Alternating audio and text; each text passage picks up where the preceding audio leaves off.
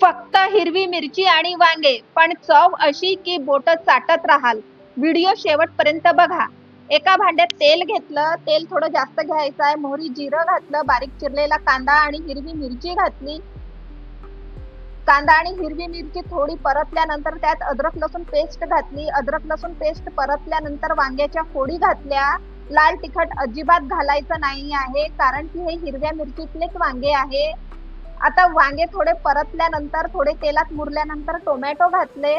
बारीक चिरलेला टोमॅटो घातला. छान मिक्स केलं आणि झाकून थोड्या वेळ मुरू दिलं. त्यानंतर हळद घातली.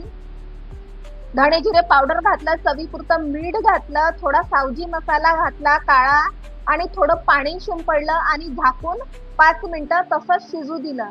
जास्त पाणी घालायचं नाही आहे. थोडंच पाणी असं शिंपडायचं आहे आणि तेलातच ही भाजी होते. आपली भाजी झालेली आहे. कोथिंबीर घातली. कोथिंबीर घातल्यानंतर 2 मिनिटं तसंच झाकून ठेवलं. आपली भाजी खाण्यासाठी तयार आहे. अशाच छान छान सावजींच्या रेसिपी बघण्यासाठी माझ्या चॅनलला सबस्क्राईब करा, लाईक करा, शेअर करा आणि कॉमेंट करा. डिटेल व्हिडिओ बघण्यासाठी व्हिडिओ मधल्या त्रिकोणावर क्लिक करा. मी लिंक दिलेली आहे, तुम्ही पाहू शकता. आपली भाजी रेडी आहे. तुम्ही पण अशी भाजी हिरव्या मिरचीतली वांग्याची करून बघा, ट्राय करा आणि एन्जॉय करा. बाय.